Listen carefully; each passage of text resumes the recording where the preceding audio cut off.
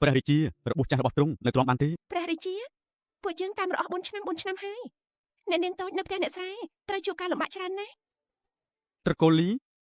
លីនៅមាត់ទន្លេដែលរើសអ្នកនាងតូចចេញពីភៀកឈើកាលនោះចិញ្ចឹមបាន3ឆ្នាំជាងក្រោយមកឃើញអ្នកនាងតូចស៊ីច្រើនពេកបែរជាលក់ទៅឲ្យមេខ្យល់ទៅវិញពេលពួកយើងទៅដល់អ្នកនាងតូចត្រូវគេលក់បន្តដៃអស់2លើកទៅហើយកូនតូចកំពុងធ្វើអីហ្នឹងជួយឲ្យដៃម៉ែក្តារតិចអត់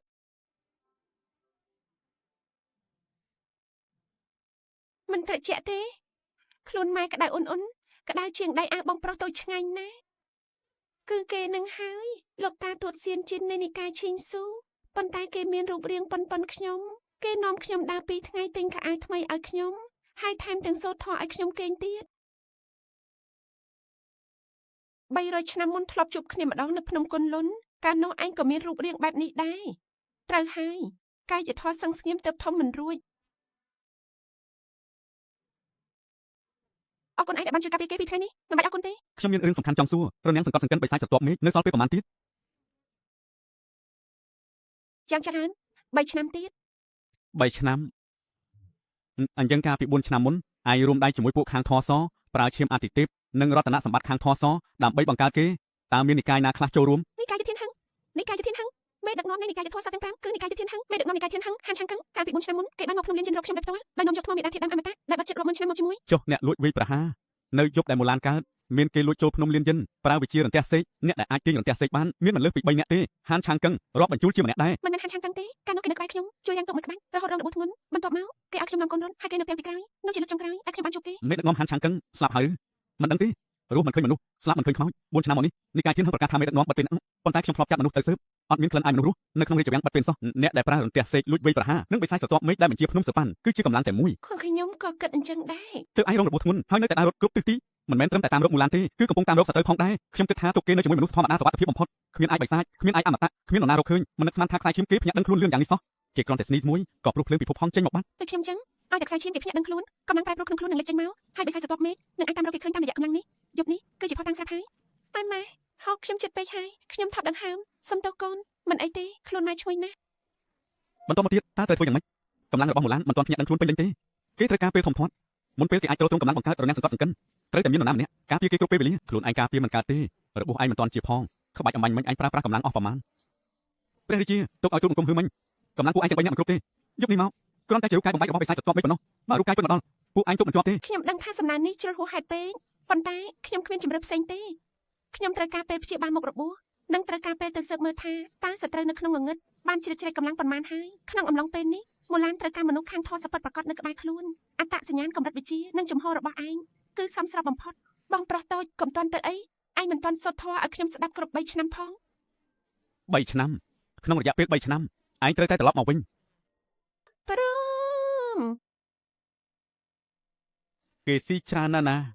មកពេលស៊ីមីអស់6ចានឯណោះឬខ្ញុំចឹង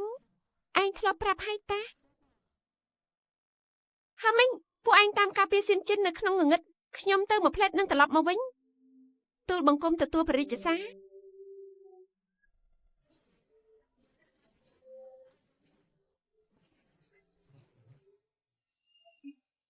រងចាំម៉ែត្រឡប់មកវិញម៉ែឈ្ងុយណាស់លោកតាទួតត្រូវការឲ្យខ្ញុំជួយពួកអត់មិនបាច់ទេឈីងយុនលោកម្ចាស់របួសឯងប្រហែលថ្ងៃទៀតទើបជា7ថ្ងៃទើបអាចធ្វើចលនាបន្តិចបន្តួចបានយឺតពេកហើយ3ថ្ងៃក្នុងរយៈពេល3ថ្ងៃត្រូវតែស្ដារកម្លាំងប្រយុទ្ធឡើងវិញឲ្យបានសិស្សនឹងខិតខំ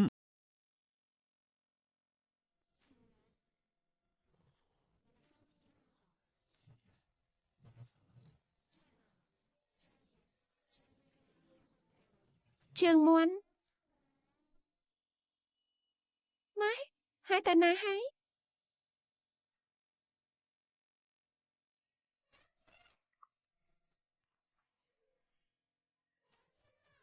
គាត់ទៅបាត់ហើយគាត់លែងត្រូវការខ្ញុំហើយមែនទេមិនមែនទេគាត់មានការត្រូវធ្វើការរួចគាត់នឹងត្រឡប់មកវិញមែនហ៎មែនគាត់ឲ្យខ្ញុំនៅមើលថែឯងអញ្ចឹងឯងហាមទៅណាមិនទៅទេធ្ពួកកូនដៃហើយ100ឆ្នាំហាមប្រែប្រួលដាច់ខាត ថ្ងៃទី1ថ្ងៃទី2បងប្រុសតូចដែលខ្ញុំឆេះភ្លើងហើយកុំខ្លាចរៀនគ្រប់គ្រងវាចង់ឲ្យវារលត់វានឹងរលត់ធ្វើម៉េចមានអារម្មណ៍លើវារួចរៀនគ្រប់គ្រងវាហត់ណាស់ចង់ពន្លត់ភ្លើងមួយហត់ជាងចង់ហូបបាយមួយចានទៅទៀតថ្ងៃទី4លោកតាសុំទោសណាខ្ញុំមិនចេតនាទេខ្ញុំគ្រាន់តែភើមួយប៉ុណ្ណោះមិនអីទេពុកចង្កាសើមិនថ្លៃប្រហែលទេថ្ងៃទី5ប្រឡប់ ឈិនយុនសិស្សមានអារម្មណ៍ដឹងហើយតាមខ្ញុំឲ្យជាប់ហាមឃ្លាតសូម្បីតែមួយជំហានសៀនជិនលើកមុនគ្រាន់តែជាការស្ទាបស្ទង់ប៉ុណ្ណោះអញគិតថាហងមកម្ដងហើយអញមិនហាមមកទៀតឬវាប្រើប្រាស់ជីវិតពាក់កណ្ដាលទើបអាចវាបំបាយរូបកាយបំបាយអញបាន